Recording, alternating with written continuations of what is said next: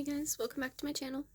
It's Lune, and I hope you're well, and if you're not, I hope you're well soon. Today, I'm going to talk a little bit about insecurity, and yeah, just my take on it, I guess, right now, in this moment in time. So, lately I've had kind of like, everyone does, everyone has insecurities, but it's like I've had specific insecurities come up that I'm like, whoa, okay, cool, we're doing this now. Like they've become very, very strong so that it feels almost address them head on. So they are not as strong. So that they don't really control me, if that makes sense. So as this has been happening, I've been thinking about why it happens. I usually do this when things are happening to me. I am always thinking, maybe it's not the best all the time, but I'm always thinking about what it means, and what it's teaching me. When it comes to insecurity, it's kind of like, this is how I've decided to kind of define it in my head. It is like being afraid that if you have something or don't have something, that it means that you are going to lose something because of that. The lack of or presence of something is going to make it so that you lose something or you cannot have something. And it's really a weird thing to feel that way. That a one specific thing about you will not allow you to have something or would lead to you losing something. And I really thought about this, and I think it's also this notion that if we could just fix that insecurity, things would be perfect. If we were perfect, things would be perfect. They'd work out the way that we perceive that they should be. But that's not realistic, is it, to feel that there's a way to be perfect, or that changing that insecurity, if it's not changeable, is going to make your life perfect. Even changeable insecurities. Just because you... Well, let me think of an example. So, maybe you're insecure because you have... And I'm just gonna put this in an example. To anyone who has an insecurity about this, don't worry, I don't think that it's a bad thing. I'm just using an example. So imagine someone has a stutter, and they are embarrassed by this stutter, and they feel that, they're not worthy of being able to express themselves because of the stutter. That's just an example. And they wish, oh, if just the stutter went away, my life would be perfect. My life would be perfect if I could just change this one thing about myself, right? But then you get into a toxic cycle, essentially, of feeling that there is something that you really need to change about yourself. It's almost saying that your worth is conditional because of that perceived insecurity, or that insecurity that you do have. That's very toxic, though, to your sense of self.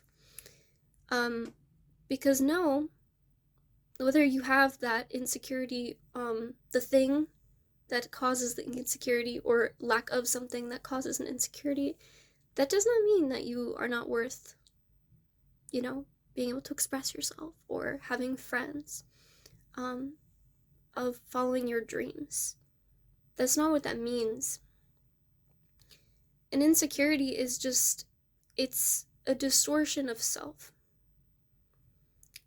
It's a perception that there's a perfect way to be. to have what you want or to avoid losing what you want, and there is not. And that's what I've come to learn from these insecurities coming up for me, is as I'm having thoughts where it's like, oh, if you change that one thing about yourself, your life would be so much easier. That's the only thing standing in your way. But is it? Is it the thing that I want to change about myself that's standing in my way? Or is it the lack of acceptance of that part of myself that's standing in my way?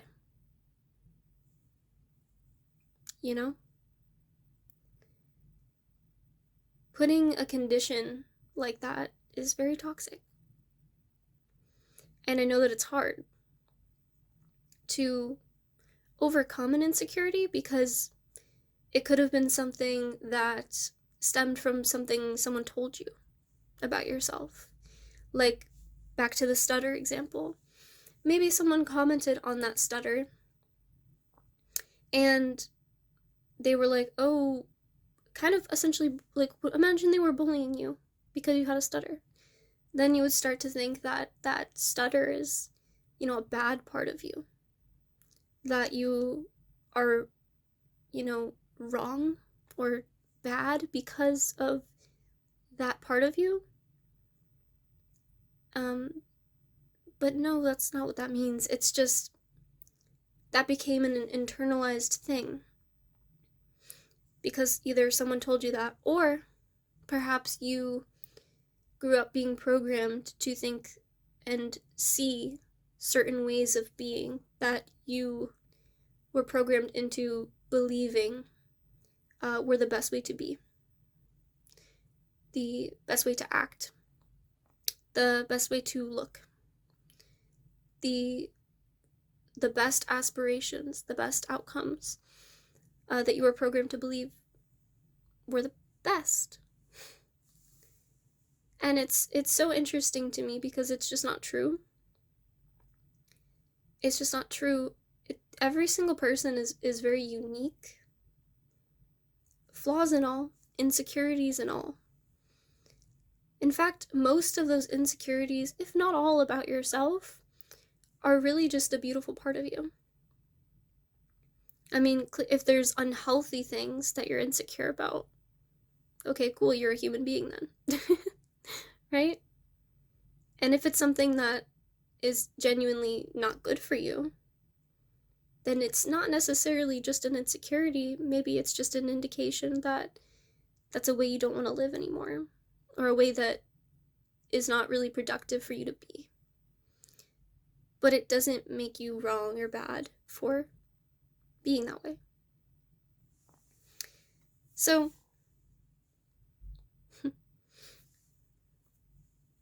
that's what I wanted to talk about. Insecurity.